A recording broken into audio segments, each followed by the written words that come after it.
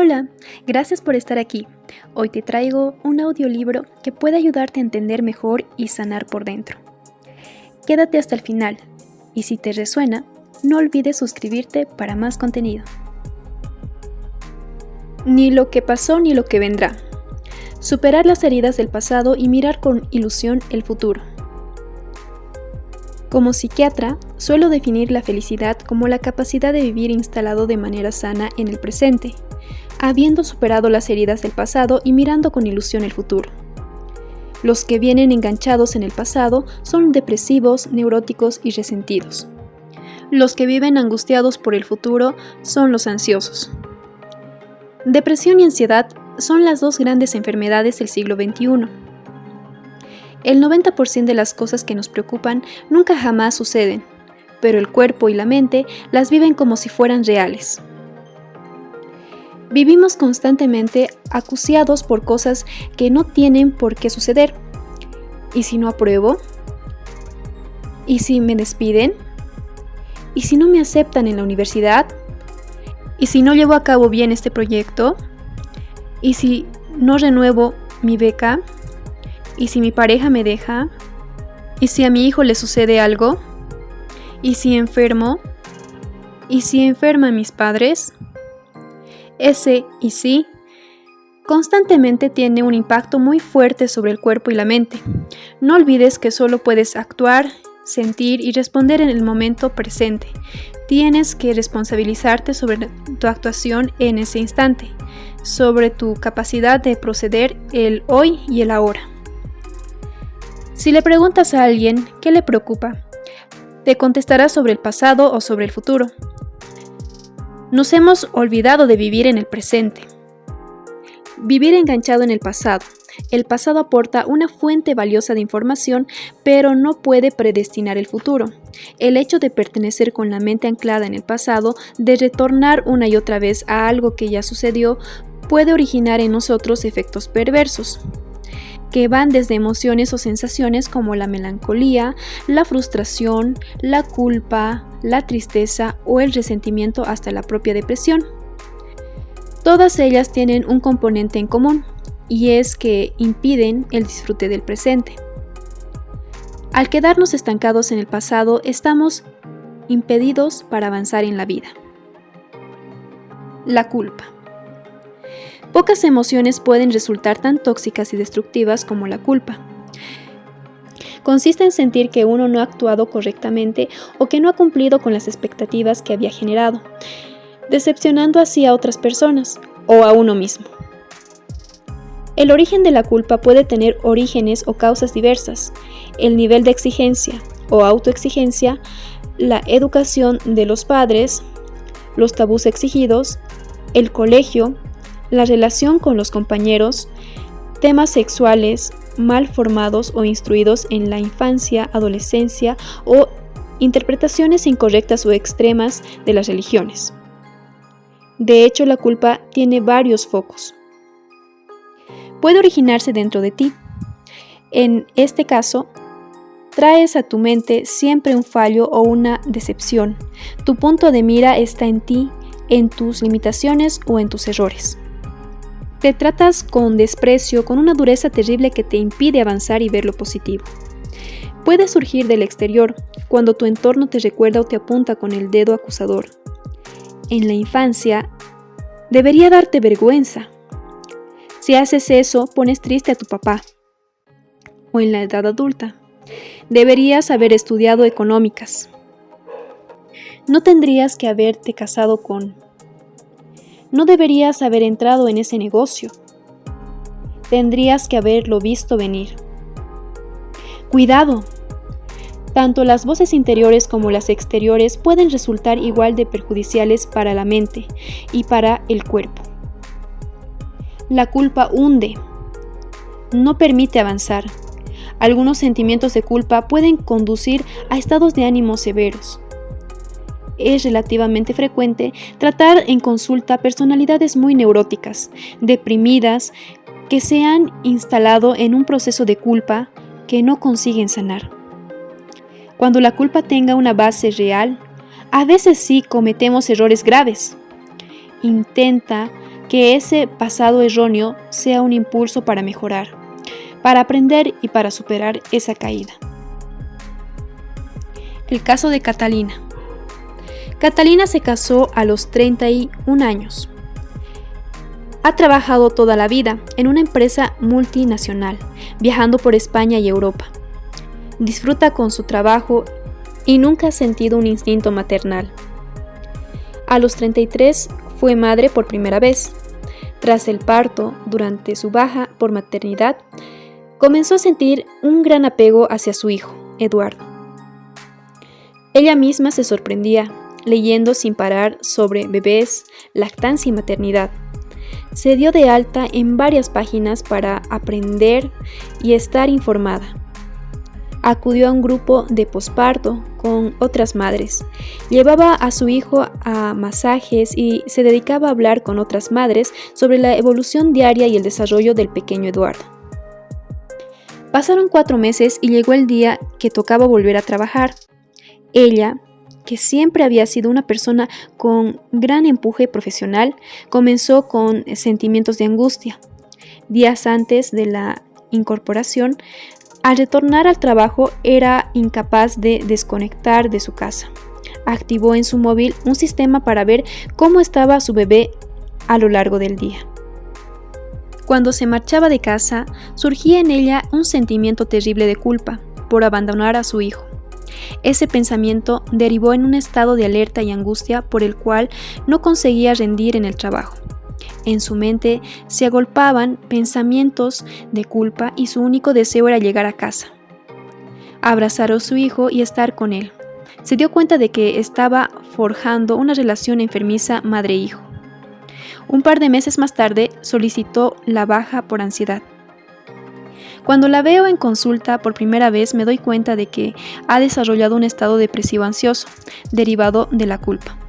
Ella nunca imaginó que podría sentir ese instinto, natural por otro lado, pero anulado en ella tantos años. Y ahora mismo, cada vez que le surge la idea de trabajar, miles de pensamientos tóxicos se agolpan en su cabeza, juzgándose y criticando el hecho de abandonar a su hijo. Empezamos una terapia para ver exactamente el nivel de angustia que presentaba. Por otro lado, entramos a desmenuzar su interior, su bloqueo y su ansiedad derivados de la culpa. Nos damos cuenta de que proviene de una familia donde su madre siempre trabajó, estaban separados y el padre vivía lejos, y nunca ha tenido una relación excesivamente cercana con ella. Ella explica: mi madre se pasaba el día trabajando fuera y nos dejaba en casa de una vecina con la que hacíamos los deberes y jugamos con sus hijos. Pocas veces me ha dado un beso o me ha dicho que me quiere. Es muy fría, excesivamente práctica y me juzga con dureza cuando hago algo que no está bien. La terapia duró varios meses y hasta que comenzó a aceptar los sentimientos de apego que estaban inhibidos en ella, aprendió a entender a su madre, las circunstancias que rodearon su infancia y a quererla de la manera que es. Hoy trabaja con reducción de jornada y está ilusionada esperando su segundo hijo.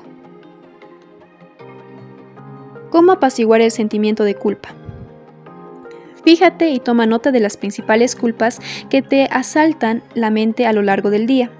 Observa cuáles son los sucesos de tu vida que te afectan más. Acepta que quizá te juzgas con demasiada dureza en algunos asuntos. Haz una lista de fallos, culpas o faltas que hayas podido cometer a lo largo de la vida y que te hayan marcado de alguna manera, sin exagerar. No seas excesivamente duro ni excesivamente indulgente. Un punto medio. Puntúalas de 0 a 5. Gracias a tus anotaciones te darás cuenta de que puedes acortar de forma precisa tu percepción de culpabilidad. Observa ese evento de tu pasado que te atormenta como si estuvieras sentado en el tren, viendo esa escena de tu vida pasar ante ti. Date cuenta de que ya no hay forma de influir en ella. La culpa no ayuda, no te hace crecer, no te quita la pena, la angustia o la desesperanza. No es constructiva, es solo una emoción tóxica que te impide avanzar y que hay que procesar y destruir. Vuelve a tu presente con esta pregunta arriesgada. ¿Qué me estoy perdiendo de mi presente por vivir enganchado en la culpa? Te sorprenderás. Cosas buenas están sucediendo en tu entorno, seguro, pero no eres capaz de percibir. Aprende a quererte. Para estar bien en la vida, lo más necesario es saber estar bien con uno mismo. Las personas que se asientan en la culpa no logran visualizar sus fortalezas y sus talentos. Perciben que todo recae constantemente en ellos por sus limitaciones o defectos. Su percepción está distorsionada. Cuidado con el victimismo.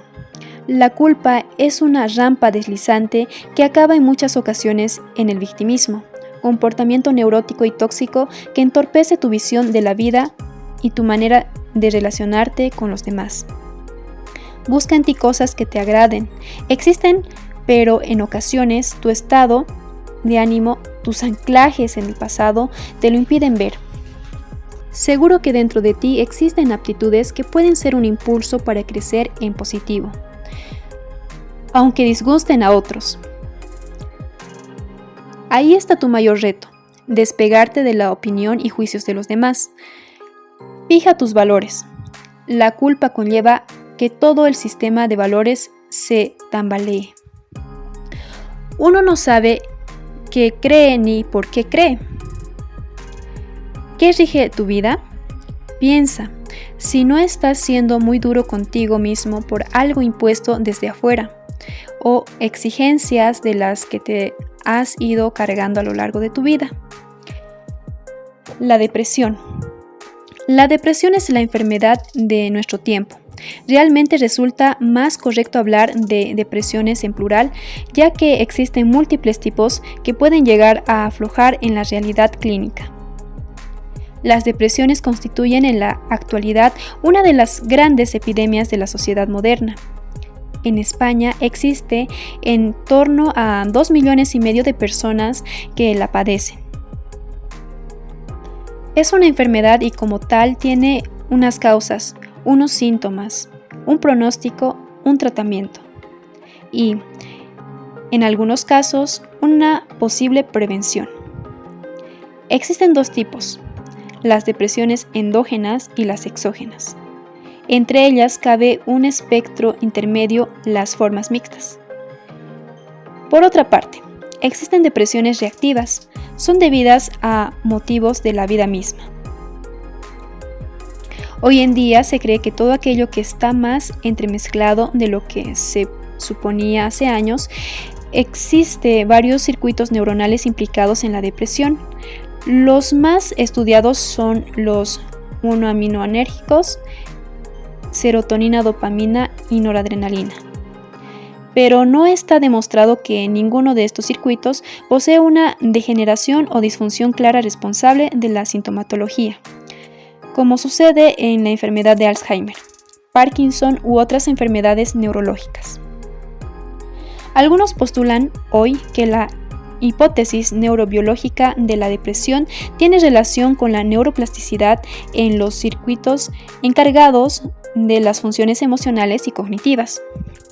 Es decir, hablaríamos más de un trastorno en los circuitos que en los propios transmisores en sí. La depresión es la enfermedad de la tristeza. En ella pueden converger una infinidad de síntomas negativos: pena, abatimiento, apatía, desgana, desilusión, falta de ganas de vivir, abulia y anergia. Falta de energía para realizar cualquier actividad, ideación suicida, problemas de sueño y de atención y concentración. La depresión deja sin energías, sin ganas de hacer nada. Sus síntomas son muy variados y oscilan entre lo físico, dolores de cabeza, opresión precordial o molestias difusas desparramadas por toda la geografía corporal. Psicológicos. Lo más importante es el bajón anímico, aunque también es frecuente la falta de visión de futuro, ya que todo se vuelve negativo, ajedrezado por sentimientos de culpa, de conducta, paralización y bloqueo del comportamiento, aislamiento, cognitivos, fallos de concentración y de memoria. Ideas y pensamientos sombríos que deforman la percepción de la realidad en nuestra contra. Y sociales. También se les llama asertivos. Se desdibujan y pierden las habilidades sociales y el trato, y la comunicación interpersonal. Se tornan torpes y distantes. La sintomatología de la depresión puede ser en muchas ocasiones inespecífica y manifestarse en forma de trastornos somáticos. Según algunos estudios, en torno al 60% del motivo primario de consulta puede ser por estas causas físicas. El que no ha tenido una auténtica depresión clínica no sabe lo que es la tristeza. El sufrimiento de la depresión puede llegar a ser tan profundo que solo se vea como salida de ese túnel el suicidio. Nadie está a salvo de padecer una depresión. Es cierto que existen factores de riesgo, familiares, genéticos, socioeconómicos, pero las consultas están llenas de personas de todo tipo que atraviesan el túnel oscuro de la depresión. Escritores, deportistas, músicos, actrices, cantantes, políticos, grandes empresarios y hombres de éxito. Muchos han reconocido haber sufrido depresión o haber estado en tratamiento. Personajes que han sufrido depresión. Vincent Van Gogh, genio de la pintura, fue ingresado en un hospital psiquiátrico. Desgraciadamente para él y para la historia del arte, empeoró hasta el punto de suicidarse. El pintor holandés del pelo rojo y la oreja mutilada sentía que su tormentosa vida carecía de sentido. Profesionalmente se consideraba un fracasado y de hecho tan solo vendió un cuadro en su vida. Acabó dejándose llevar. Sus últimas palabras fueron: "La tristeza durará para siempre". Miguel Ángel Buonarroti. En el caso del, en opinión de muchos, mejor escultor de la historia, su depresión se origina por lo que hoy denominaríamos un trastorno dismórfico corporal, es decir, la obsesión por una zona del cuerpo que nos desagrada. Cuentan que Miguel Ángel tenía un aspecto no muy favorecido, caracterizado por una nariz desfigurada, por una agresión de uno de sus muchos envidiosos enemigos. Prieto Torrigiano, escultor de gran temperamento, este colaboraba en la corte de Lorenzo de Medici, quien tenía gran admiración por Miguel Ángel. Un día, en un ataque de celos o envidia, le rompió la nariz. Esto provocó en Miguel Ángel un trauma, por el cual se aisló y evitó la compañía durante muchos años. Su buen amigo, el poeta Poliziano, fue un excelente apoyo terapéutico para esa etapa de su vida.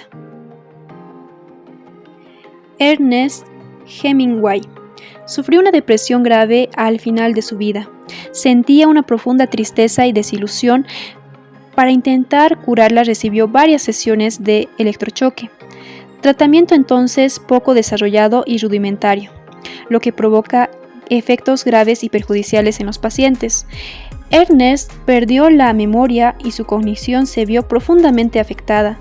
Cuando recibió el premio Nobel en el año 1954, por toda su carrera, sus palabras fueron: "Escribir al mejor nivel conlleva una vida solitaria. Las organizaciones para escritores son un paliativo para la soledad del escritor, pero dudo que mejoren sus escritos". Su padre se había suicidado en 1928. Al enterarse, sus palabras fueron: "Probablemente voy a ir de la misma manera". Efectivamente, unos años más tarde, en 1961, cumplió su profecía. Las depresiones en los niños traducen un comportamiento y sintomatología diferente. Se externalizan y muestran a través de su conducta. El niño de 10 a 12 años no posee todavía un vocabulario afectivo suficiente, rico y no sabe expresar verbalmente lo que siente. Es por ello que para descubrir una posible depresión en los niños debemos estar atentos e interpretar con acierto sus cambios de conducta. Deja de jugar, habla poco, está ensimismado, se aburre, llora con frecuencia, no se concentra y cae en el fracaso escolar. Los padres deben ser capaces de bucear en esos niños apagados que flotan a la deriva, pierden la ilusión o cambian su forma de ser. Hoy afortunadamente contamos con mejorías ostensibles en el tratamiento de la depresión a todos los niveles. Es cierto que los avances no ocurren tan rápido como se desearía y que todos conocemos o hemos oído hablar de alguien que lleva toda la vida medicado. Atajar los síntomas desde el principio y encontrar el tratamiento adecuado favorecen la posibilidad de curación. Muchas depresiones provienen de estados de ansiedad permanentes.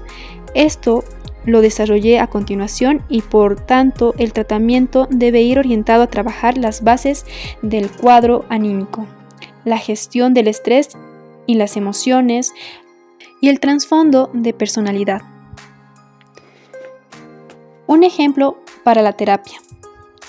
En la consulta, tiendo a trabajar en forma de esquemas, intento de forma sencilla dibujar un modelo de la personalidad del paciente plasmado en su forma de ser, su gestión del estrés y sus síntomas psicológicos para que esa persona entienda lo que le sucede y pueda trabajar sobre ello. Veamos un ejemplo. Caso de Alejandra. Alejandra acude a la consulta por depresión, ataques de pánico y migrañas recurrentes. Lleva 5 años en tratamiento farmacológico con periodos de mejoría que duran pocas semanas. Al analizar su personalidad a fondo, encontramos una mujer con rasgos de personalidad evitativos, timidez exagerada, que tiende a darle muchas vueltas a las cosas y con gran hipersensibilidad. Estudiamos lo que para ella significaban sus momentos de estrés, la relación con otros, trabajar de cara al público y ver a su expareja, con quien tiene una relación complicada. Y por otra parte, la llegada del final de mes debido a que siempre llega con problemas económicos. En este caso no se trata únicamente de dar una medicación para la tristeza o los ataques de pánico, sino en trabajar en la causa, personalidad evitativa, en la gestión del estrés.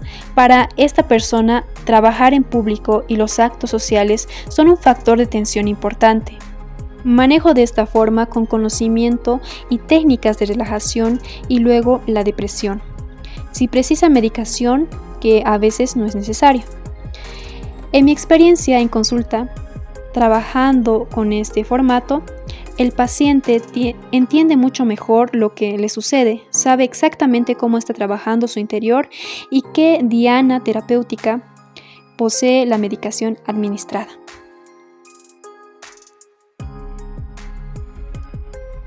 Alejandra, tímida, le da muchas vueltas a todo, muy sensible. Estrés empeora, bloqueo, pensamientos obsesivos, en bucle, máxima vulnerabilidad. El estrés, actos sociables, ver exmarido, temas económicos. Síntomas físicos, migrañas. Síntomas psicológicos, depresión y ataques de pánico. El perdón. El perdón es un acto de amor, una actitud superior ante los demás y ante la vida. Perdonar es dar un bien tras recibir un daño. Es una forma especial de entregar y eleva al ser humano. No soy una ingenua, no ignoro la dificultad de perdonar determinadas conductas. No es lo mismo excusar tras ser herido de forma insignificante que hacerlo tras sufrir de forma importante y realmente dañina. El desprecio, la agresión injustificada, la humillación, la traición, la infidelidad marital o la crítica contumaz puede generar niveles de sufrimiento tales que resulte muy difícil, no por decir casi imposible, su superación. En Camboya escuché las historias más aterradoras y escalofriantes de mi vida. Anotaba en libretas lo que llegaba a mis oídos y en algunas ocasiones, al releerlas, he acabado con lágrimas en los ojos. Quería ayudar a aquellas niñas prostituidas que habían padecido cruelmente, pero no sabía cómo encontrar una salida a su sufrimiento. Desde siempre he pensado que los psiquiatras y los psicólogos ayudamos a la mente que sufre, herida o bloqueada, a encontrar una salida. Pero en Camboya no sabía desde dónde articular la terapia. Un día conocí a May. Ella me dio una solución. Conocí a May en un día plomizo y caluroso. Somalí. Me había hablado de una casa en los montes de Camboya que albergaba un centro de chicas muy jóvenes. Al llegar al centro lo observé, se quedó plasmado en mi retina. Las niñas vestían igual, para no marcar diferencias. Una camisa y un pantalón de tipo floral hawaiano. Somalí me dirigía a ellas sentándose en el centro de la estancia. Había llegado su mamán y las niñas acudieron raudas a abrazarla. En algunas miradas se percibía una tristeza profunda, ojos percibidos en pasados dolorosos y crueles. Las más pequeñas, de 5 o 6 años, revoloteaban y bailaban alrededor de ella. Otras, sentadas en las esquinas, se mantenían inmóviles. Somalí, con su voz dulce, comenzó a contarles una historia en Khmer, su lengua. Poco a poco las niñas más rezagadas se iban acercando sentándose alrededor de ella. Los semblantes cambiaban y se tornaban en caras menos tensas y frías. Mientras observaba la escena, una niña risueña, con cara de pilla, se acercó a mí. Me presenté en mi Khmer rudimentario y básico, pero suficiente para entablar una conversación simple. Se llamaba May. Tenía 13 años y llevaba pocos meses en el centro. Al ver mis problemas con el idioma, me sonrió muy divertida y me dedicó unas palabras en inglés. Estaba muy claro que iba a ser más sencillo comunicarme en su inglés que con mi Khmer. Tras una breve conversación le pregunté si era feliz. Me contestó fijamente: ahora sí. Quiero ser periodista para escribir cuentos para niños, para que sus madres se los lean. Los cuentos tienen que tratar de cómo los padres quieren y cuidan a sus hijos, y no los venden para la prostitución. May había tocado la fibra de la prostitución sin miedo, sin pestañear. Un sudor frío recorrió mi espalda. Tras unos segundos de silencio, recuperé fuerzas y pregunté: ¿te vendieron? Sí, mi abuela, y nunca lo entenderé. Silencio.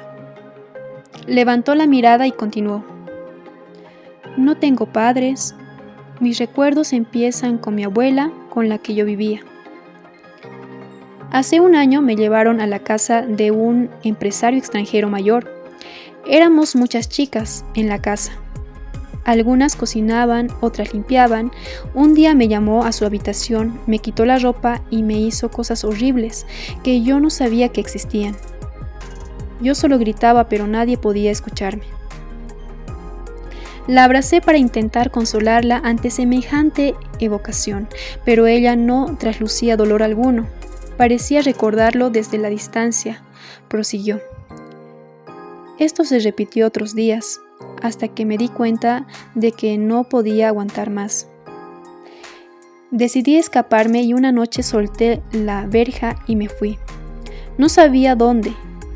No tenía sitio al volver. Recordé que hacía tiempo había conocido a un señor de la India que nos traía arroz al barrio cuando teníamos comida. Era un hombre bueno.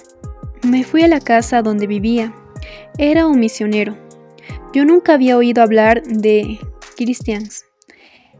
Él me habló de su Dios y de cómo murió en la cruz. Yo no he sido educada en ninguna religión, pero me interesó su historia. Y pregunté: ¿cómo lo superó? Su respuesta fue: les perdonó. Comencé a acudir por las mañanas a la pequeña capilla cercana y hablaba con ese hombre puesto en la cruz de madera. Le pedía que me ayudara a perdonar para librarme de las angustias y de la rabia. Un día, mientras estaba sentada en el suelo, me di cuenta de que ya no sentía odio ni enfado. He perdonado al extranjero. Desde ese día mi vida ha cambiado. Empiezo a vislumbrar, emocionada, una solución viable a tanto dolor. Continuó. El misionero se estuvo informado sobre cuál era el mejor lugar para llevarme. Finalmente decidimos denunciarlo a la policía, que fue la que me trajo aquí. Días después conocí a Somali. Ahora soy feliz. Tengo una madre y muchas hermanas. Es fundamental superar el dolor tan inmenso a través del perdón. No existe otra manera para alcanzar la paz. Yo lo intento con mis hermanas, sisters, como se llama entre ellas en el centro. Las quiero, las escucho. Soy muy afortunada, soy muy feliz. Hablé con May largo y tendido. Me resultaba impresionante cómo el poder del perdón había sanado sus heridas más profundas. A lo largo de las semanas siguientes, intenté seguir el modelo del perdón que ella me había mostrado. Me marcó profundamente. Estudié, leí todo lo que encontraba sobre la capacidad de perdonar y fundamenté el proceso. El comprender es aliviar. Esto significa que cuando comprendes o entiendes las razones que impulsan a alguien a herirte, su biografía, su forma de ser, su envidia, sus conflictos internos, consigues aliviar tu sufrimiento. En el caso de May, ella, rabiosa contra su abuela que la había vendido, me decía. Ella, ante su desesperación de no tener nada, buscó una solución fácil, sin maldad, para que mis hermanas tuvieran de qué comer. Existe gente mala, por supuesto, pero la mayor parte de la gente que hiere tiene sus razones. A veces ni ellos mismos las conocen, pero si las buscas, si indagas, puedes sorprenderte al consuelo que recibes. El sufrimiento en la vida puede ser realmente doloroso y tormentoso, razón por la cual hay que luchar para superar ese daño. Cuando uno se queda anclado en un odio, cuando uno no es capaz de sanar las ofensas o humillaciones recibidas, puede convertirse en alguien resentido, agrio y neurótico. Para evitar esas consecuencias negativas, incluso en los casos en los que quien provocó el trauma no tiene justificación posible, a la víctima le conviene egoístamente perdonar. El drama y el trauma que a unos aplasta y destruye, a otros los fortifica y regenera, dotándoles de mayor capacidad de amor. Un ingrediente tóxico derivado de lo que estamos hablando es el resentimiento. Resentimiento, la repetición de un sentimiento y de un pensamiento, de forma recurrente y perjudicial. Todas las religiones y sistemas éticos tienen en el perdón uno de sus ejes básicos. El budismo lo trata en profundidad. Existen lecciones magistrales de Buda sobre la necesidad del ser humano de perdonar. El judaísmo, el concepto de perdón es fundamental, muy similar al que poseen los cristianos. Para expresar este tema, paso a relatar una historia impresionante. Y si no se puede comprender de ninguna manera, Simón Wiesenthal fue judío austriaco de profesión arquitecto. Tras haber estado internado en 5 campos de concentración durante la Segunda Guerra Mundial, fue liberado de Mauthausen por los americanos en 1944. Una vez recuperado, comenzó su tarea, más que conocida, de implacable cazanazis por todo el mundo. Consiguió llevar ante los tribunales a más de 1000 nazis. En sus libros, El girasol y los límites del perdón, relata su historia personal y su idea ante el gran dilema del perdón. La anécdota que marca sus páginas y su vida es la siguiente. Un día, estando en el campo de concentración, una enfermera le pidió que la siguiera. Fue llevado a una habitación donde un joven de la SS Carl Seid, moribundo de 21 años, le hizo una petición peculiar. Había recibido una bala mortal y estaba agonizando.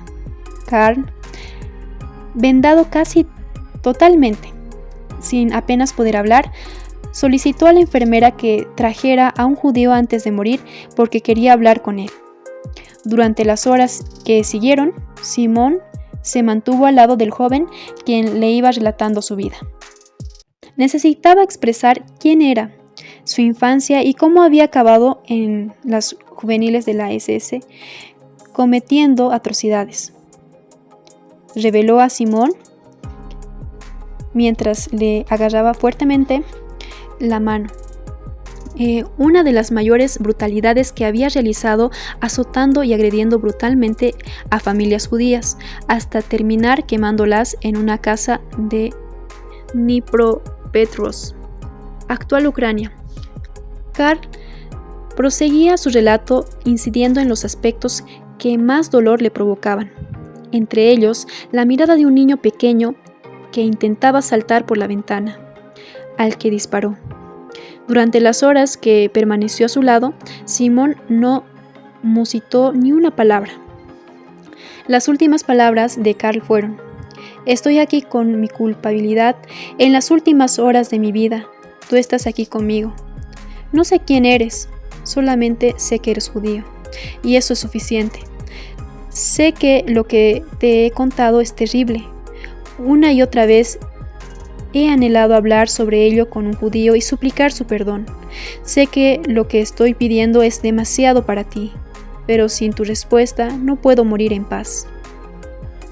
Simón no lo resistió y salió por la puerta. Su libro ahonda esta cuestión. ¿Debería haberle perdonado? ¿Fue mi silencio al lado del lecho de aquel nazi moribundo arrepentido correcto o incorrecto? Esta es una profunda pregunta moral que desafía la conciencia. El meollo del asunto es una cuestión del perdón. Olvidar es algo que solamente el tiempo se ocupa, pero perdonar es un acto de voluntad, y solamente el que sufre está calificado para tomar la decisión. La situación que he descrito provocó en Simón un gran dilema moral sobre la culpa, la capacidad de perdonar y el arrepentimiento. En la segunda parte del libro, Los límites del perdón, entrevistó a 53 pensadores, intelectuales, políticos, líderes religiosos, judíos, cristianos, budistas, testigos de los genocidios de Bosnia, Camboya, Tíbet y China, sobre qué habrían hecho en su lugar. 28 de ellos respondieron que no serían capaces de perdonar. 16 hablaron de que sí era posible y 9 no tenían clara su postura. De los que sí apostaban por el perdón, la mayoría eran cristianos y budistas. La posición del Dalai Lama, basándose en el drama del Tíbet, era de apoyo al perdón, pero sin olvidar para que nunca jamás puedan volver a suceder atrocidades semejantes. Este libro, que no llega a ninguna conclusión en este tema, porque en última instancia se trata de un tema de conciencia, representa un clásico sobre el perdón y la reconciliación desde diferentes puntos de vista, tanto religiosos como personales. Perdonar no significa aceptar que lo que la otra persona cometió fuera aceptable o comprensible. En ocasiones, el crimen es tan atroz e inhumano que no existe forma de descifrar la conducta del otro para que ello conduzca a un alivio. Pese a todo, aún en estos casos, el perdón es necesario porque el dolor que genera no merece estar anclado en tu mente. Por culpa de esa herida, de ese veneno, de ese resentimiento, puedes convertirte en alguien amargado, al no ser capaz de soltarlo. Perdonar alivia el dolor causado, evita el resentimiento y por ello abre a la víctima las puertas del futuro, que sin él estarían inevitablemente cerradas. La capacidad de perdonar es exclusivamente de la víctima, no depende del arrepentimiento de quien provocó la ofensa. El perdón libera de cargas y ayuda a seguir adelante aunque la causa sea terrible, aunque el que la provocó no se arrepienta. En mi experiencia clínica, siempre compensa. El perdón es un trampolín, un puente seguro para la liberación del dolor, pero en ocasiones puede resultar imposible. Perdonar es ir al pasado y volver sano y salvo. Si no perdonamos, si no somos capaces de purificarnos, podemos quedarnos anclados en el rencor, el odio y en la revancha. En la revancha decido que quiero devolver la ofensa al otro, quiero que sufra y que le suceda cosas negativas. En el rencor me mantengo herido, apuñalado y no soy capaz de olvidar y superarlo. Si esto no sucede, seremos incapaces de recuperar la paz y el equilibrio. ¿Cómo perdonar? Aceptar lo que ha pasado, no negar la realidad, intentar comprender lo que ha sucedido con perspectiva. A veces somos protagonistas de algo ajeno donde no hemos podido intervenir de ninguna manera. La vida conlleva injusticias y complicaciones que no podemos controlar. Intentar alejar la imagen del escenario mental usando, por ejemplo, técnicas como el EMDR, desensibilización y procesamiento por movimientos oculares. Fue descrito por Francine Shapiro en 1987.